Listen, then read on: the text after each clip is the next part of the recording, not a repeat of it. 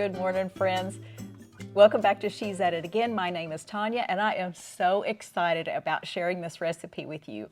So I found this recipe recently, and I don't know what it was that was so intriguing to me, but it just sounded like it would taste really, really good. It had all my favorite things in it. Well, most of my favorite things in it.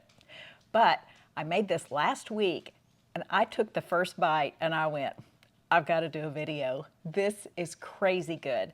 Now, if you're a cook for very long, you realize you see recipes, you change them up just a tad. So I really didn't change up a whole lot of things about this, and I'll give the gal credit. I'll try to figure out what her name was. I'll have to look that video up. But she did a great job, but there's just a few too many steps in this, so I'm just going to condense this down. It's going to be the exact same product. I'm just eliminating some steps. I'm all about the ergonomics and the shortcuts, trying to get the exact same product in the easiest manner possible. So here's Zoe over here. She knows I'm fixing to make a video, and she's fixing to make a beeline for the sunroom because she thinks I'm crazy. She thinks I'm talking to myself. But go with us as we are going to make a slow cooker chicken enchilada. It is just out of this world, so good. And you got it. It's 90 degrees today, and I'm going to be putting that slow cooker out on my front porch. And anybody that drives by knows I'm cooking something good for supper, but I'm just not willing to heat my house up with a slow cooker. When I hear people say, oh, I don't like turn the oven on, I just use my slow cooker, I'm like, it's heating up the kitchen. It's right there. It's hot. So we're putting that thing on the front porch. And don't worry, bugs don't get to it. I keep telling people this. They say, aren't you afraid a bug's going to get in it? No, it's hot. Nothing is going to touch this. No human, no animal is going to touch this, including an ant or a fly or anything else like that. So anyway, we made corn tortillas in the video that should have come out right before this one did. So you can refer back to that one for a recipe for simple, easy corn tortillas. They are fabulously easy and so much more delicious than store-bought ones. But for now, let's go over and get our enchilada sauce made. We're going to do that first, then we'll dump it all in the slow cooker, and it's going to cook all day long. So go with us. I'm going to turn my burner on kind of a medium-low. And the first thing we want to do is put about a tablespoon of oil in here. And this is just fabulous quality olive oil. So about a tablespoon.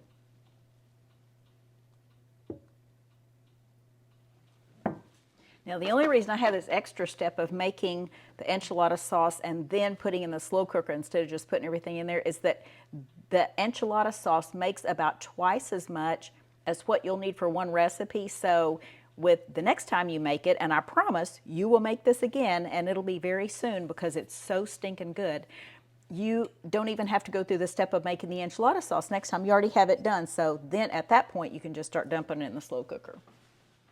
Next ingredient is a tablespoon of chili powder, and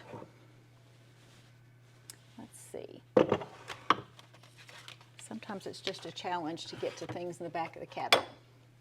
I make my own chili powder just because regular chili powder has, I think, some ingredient in it that I couldn't use back at one point because of an issue that a family member had. So I just started making my own. But you can use whatever you have, chili powder. So just a tablespoon of that.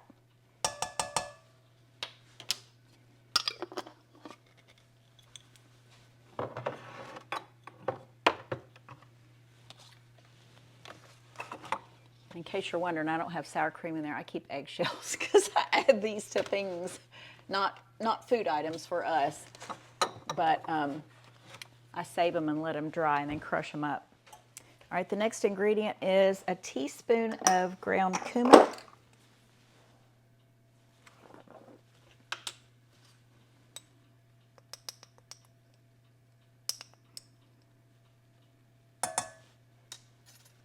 If you have a hard time focusing on what you're doing, or you have some distractions going on in the background, and sometimes you think, oh, I can't remember if I added that to it. Instead of adding everything in one big pile, if you'll kind of add it in little piles like that where you can recognize what it is, I catch myself doing that just because too many times I get distracted and I come back and go, oh, did I put the salt in there yet? What was the last thing I put in? So it kind of tells me, I'm looking at list of ingredients, and I just go clockwise in adding them to the pan.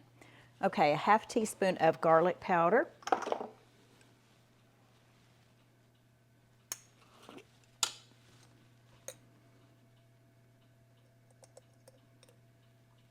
So about a half teaspoon of that.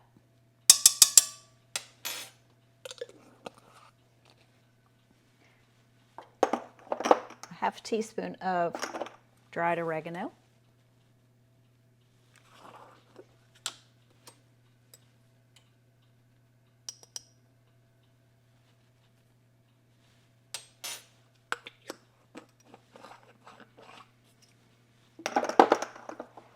Fourth of a teaspoon of salt.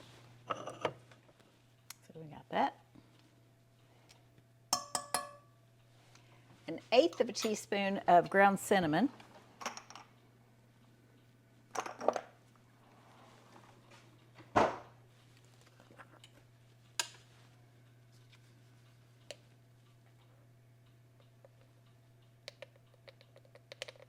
So not a lot of cinnamon, but for some reason, it's just enough to give it that distinct flavor.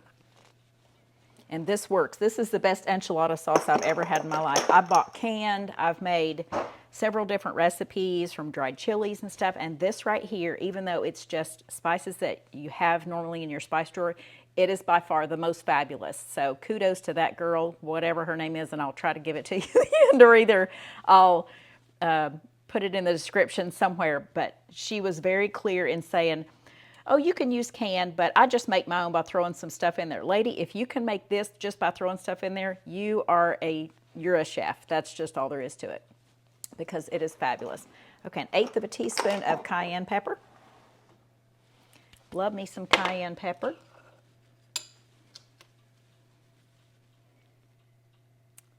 So just a small amount.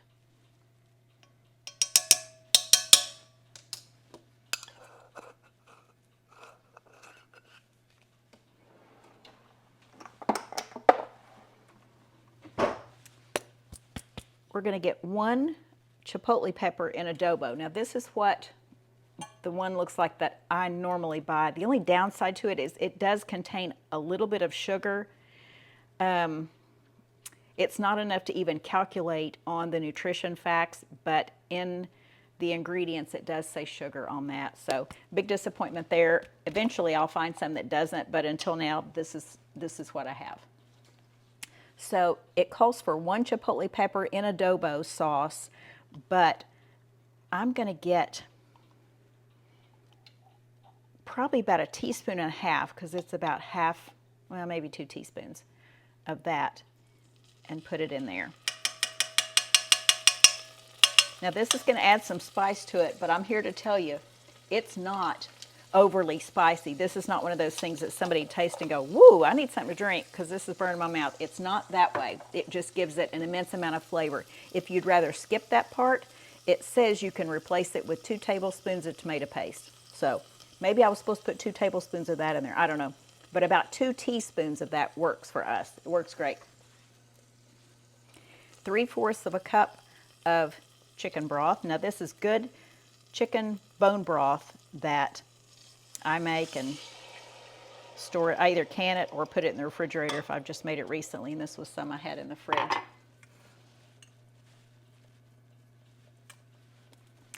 A 15-ounce can of tomato sauce. And I like this kind just because there's no added sugar and it has a non-intent BPA lining.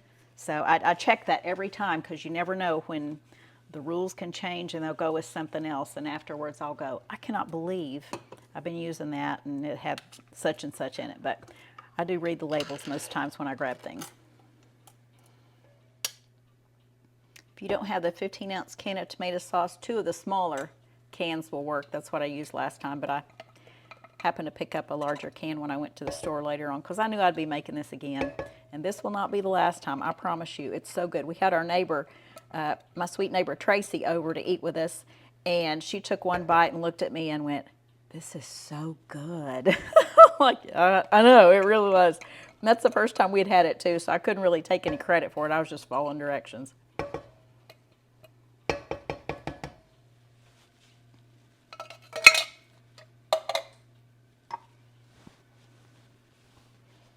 right, so this, these chipotle peppers just get stored in the refrigerator. They keep a long time, but I keep them stored in the refrigerator. You can put them in the freezer too if you don't use stuff that often, like that.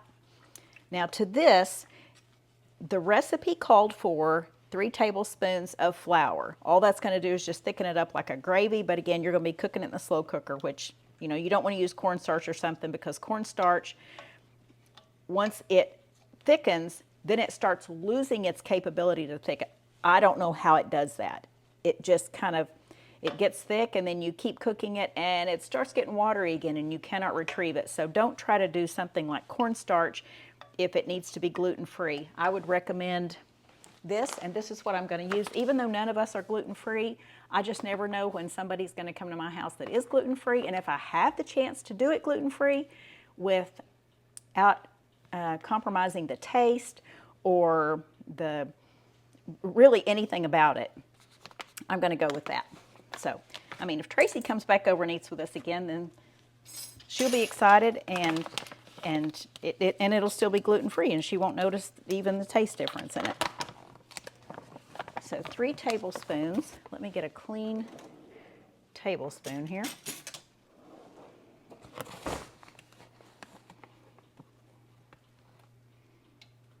There's 1. There's 2. And there's 3. I got to get my sourdough out of the oven. Okay, I'll turn the heat up just a bit. So what we're going to do is just stir this for about 5 to 8 minutes, just enough to get it kind of to a bubbly state. It's going to thicken up a bit. Then we're going to take it off the burner and measure some out. So we'll be right back. All right, our enchilada sauce is done. It started bubbling. Of course, it was bubbling and splurting all over the place when I took the rice flour back out to put it in the garage refrigerator. I came back in, it looked like a fountain going off. All right, so what we want to do with the enchilada sauce is we're going to use 16 ounces of it. And now there may not be quite 16 ounces to use in the next batch, but you can always make a little bit more. Or by the time you make 2 of these, you'll for sure have enough for a third one without making more. So I'm going to transfer this over to here because 16 ounces is 2 cups, and this is a 2-cup container.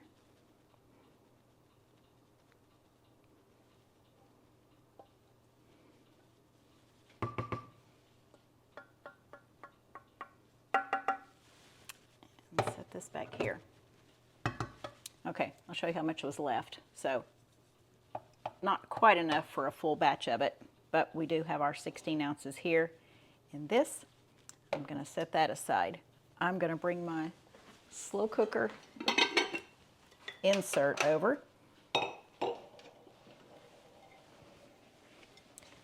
Okay, that burner is not hot. I'm just going to set that down on here. Try to get you a better view. I have to scoot it all around. All right, so the initial recipe called for sauteing some onions in a skillet and adding to this. I'm thinking it's cooking all day. I'm pretty sure those onions are going to be cooked down. So I'll go ahead and just put about a tablespoon of oil in this.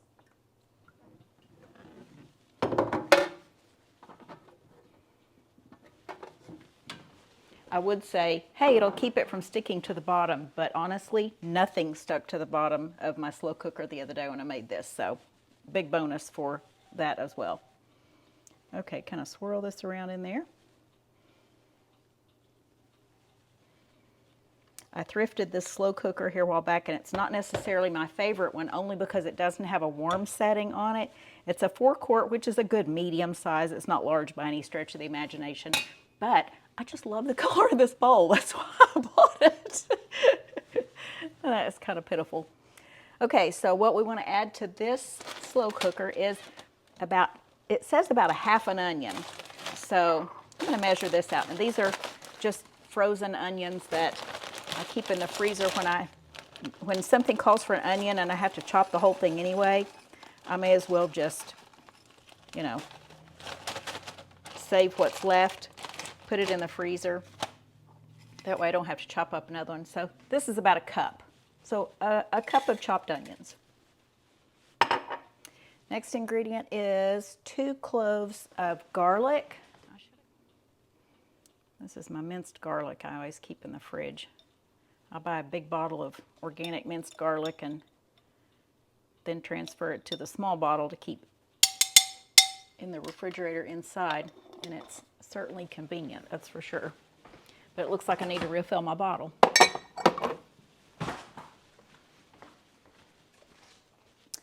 Next ingredient is another teaspoon of cumin, ground cumin. So this has plenty of cumin flavor to it, which it should. It's a Mexican dish. And then I need a teaspoon of salt.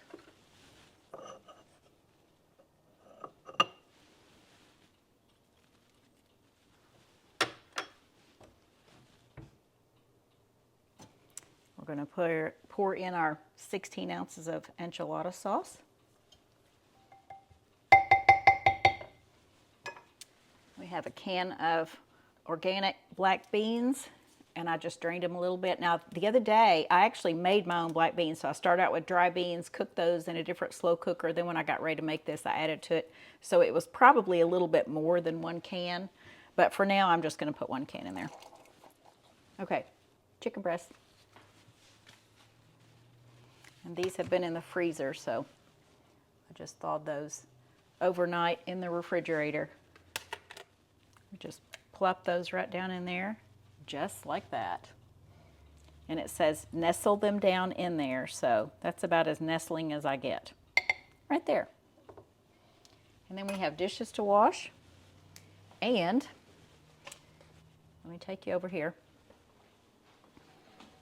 because we're going to put this in the slow cooker.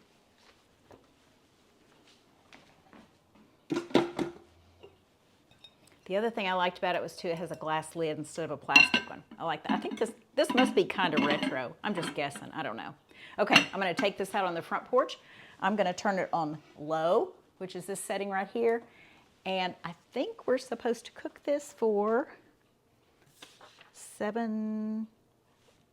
6 to 7 hours. You can cook it on high for 3 to 4 hours, but I'm going to cook it on low because I don't need it to be done until dinner time tonight anyway. So when we come back, I'm going to show you what we're going to add to it at the very end. The last 30 minutes of cooking, we're going to add our corn tortillas. We're going to add some corn, some jalapenos, some cilantro, some sour cream, and some cheese.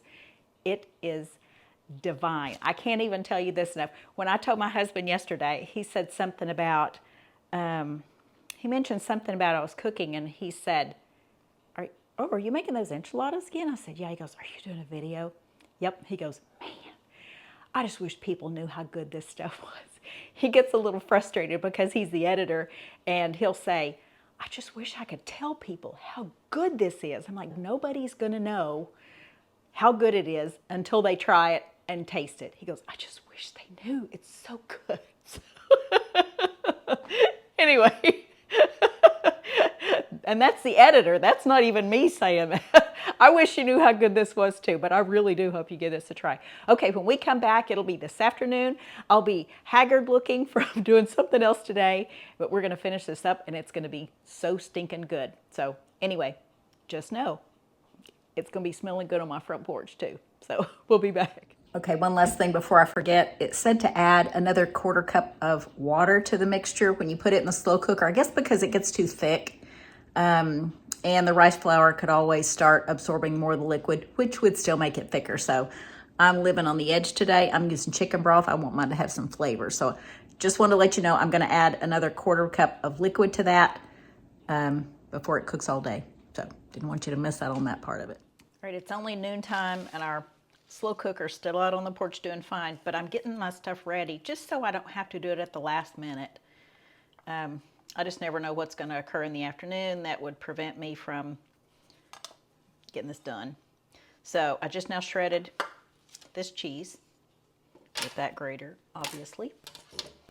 We also have some cilantro. I bought a bunch of it the other day and put about half of it back in this jar after I washed it.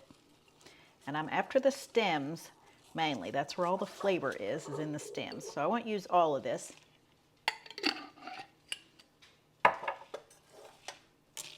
And the reason I say just serve it with it later instead of mixing it in. I mix mine in, but you may be serving somebody who has an allergy to cilantro or just doesn't like it. They think it tastes like dirt, and I get that. There's things that taste like dirt to me, like beets taste like dirt, and people are looking at me like, what are you talking about? This doesn't taste like dirt. Yes, it does. So when I hear somebody say cilantro tastes like dirt, I feel so bad because I love this stuff so much. When I shop for it in the supermarket, I put it up in the place where you usually put kids to sit because I want to smell it. It just smells that good to me. So we're going to take this and put this in our pan right there. Now, if you're not going to mix it all in together, you can put this in a separate container. That way people can choose whether they want it on their portion or not. Some people like it and some people just don't. All right, the next thing we're going to do is slice some of these tortillas. There's 3 of them here. I wrote in the recipe like 6 to 8 tortillas, but it really just depends on how much you want in there. We really like the tortillas, so we put quite a few in ours. But if you don't like that many, you know, put 4 or 5, 6. But if you like a lot, there is no limit unless your slow cooker just overflows. Now you can cut these in strips and leave them like this, or you can cut them in squares.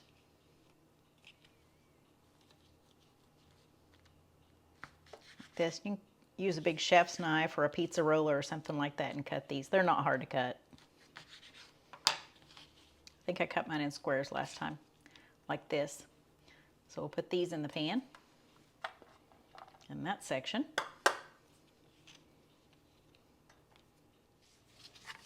All right, this is what I'm cutting up next. It's a jalapeno, and so I put these gloves on because a lot of times I'll go outside to cut it. I just cannot breathe and not start coughing usually when I do this. And I've tried running it underwater. I've tried several tactics, but going outside is usually the best measure. And I might wind up outside, but for now, I'm just going to show you that I'm cutting these open. I usually cut mine open and scrape all the seeds out before I start slicing. So there's half of it, and then the other half. Okay, I'm doing good so far. That other batch I made of these, my husband commented on how the jalapeno wasn't even very spicy at all. If you get the ones, I just read this recently, if you get the ones that have the cracks in them, like they're older, it looks like they're drying up more, those are the hotter ones, no matter what color they are. If they have the little, like, looks like when dirt cracks or something on top of those, just real fine line little cracks. Okay, the jalapenos in there. Gloves came off, and we're going to put the corn in there. This doesn't necessarily have to be put in now. If you want it to cool off real quick at the end, you can always add this. Kind of like we do with soups. We put the peas in it last just to cool the soup off quick, but I want to show you what kind this is. I've specified this in the recipe just because it's so incredibly good. Sometimes I'll go and buy a dozen bags of these at a time if I have room in my freezer. It's so stinking good. All right, we're going to use about, I'd say about a cup of these, or a cup of this corn.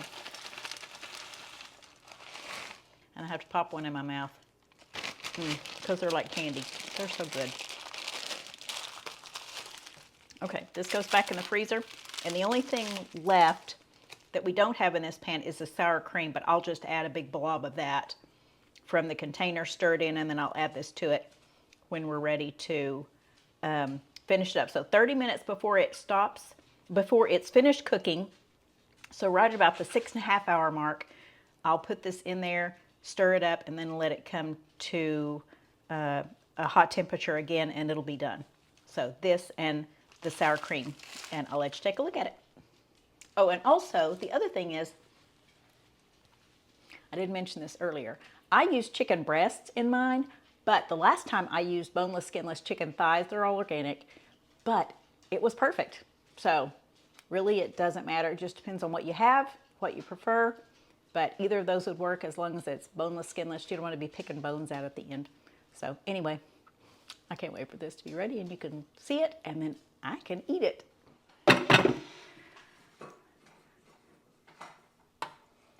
All right, I want you to see what this looks like. When I first take it out, whew. Now I've had this on low this whole time. I'll just sit that right there.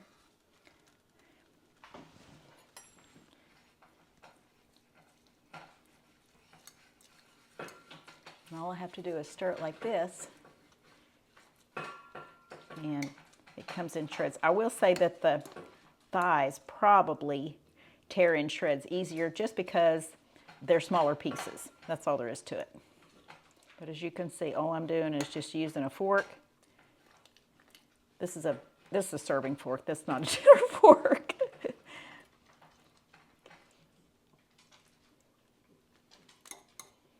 Now this still has to cook another 30 minutes or so, but I'll get this all stirred up and then we'll pour all our stuff in. Okay, so this is what it looks like now. There's still some bigger chunks in there, but that's okay. It's fine. It's chicken enchiladas. It's not a soup. All right, that looks good. I think I'm going to put the sour cream in first. I'm just doing this. The recipe calls for 1/4 cup. I'm sure there's more than 1/4 cup, and there's probably 1/2 cup, but that's okay. I'm kind of a half a cup kind of gal when it comes to sour cream and cheese. Or I should say I'm more like twice as much as what the recipe calls for. Okay, I'll get the rest of that out later on.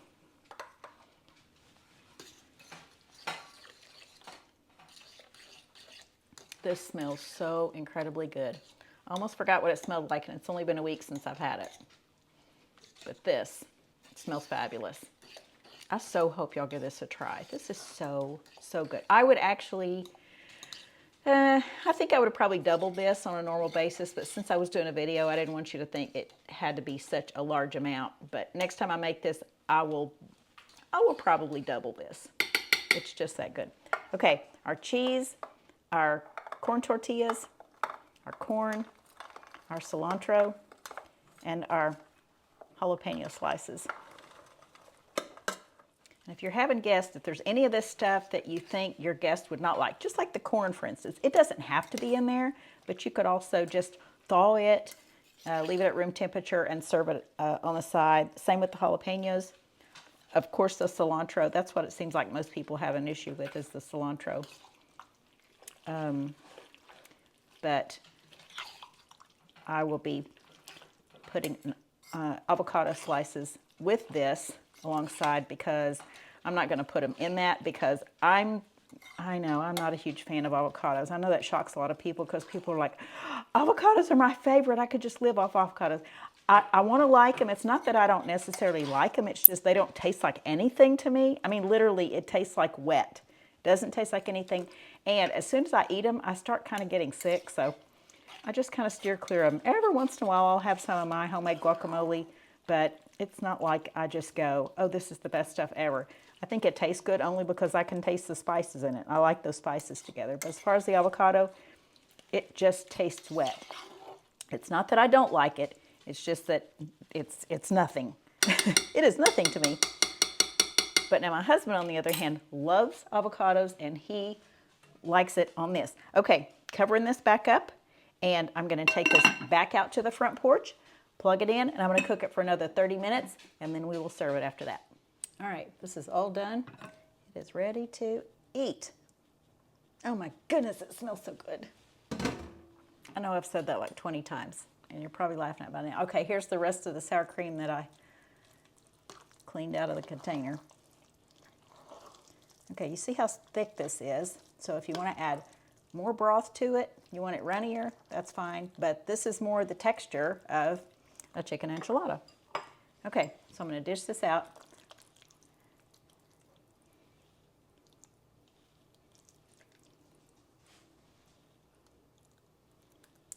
this in a bowl.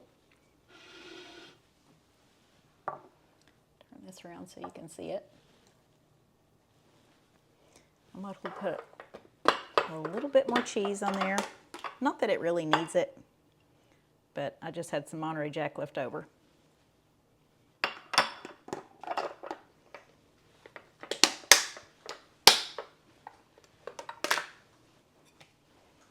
And then the avocado slices.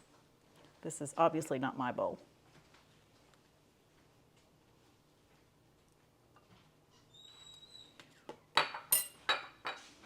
Okay, and that's what it looks like. I so wish you could smell this. This is divine. Okay, hope you give this a try. Recipe is in the description as always, and we look forward to sharing something again with you real soon. And let me know what you think about this when you try it. It's so good. I can't believe I made this. It's so good. Bye, guys.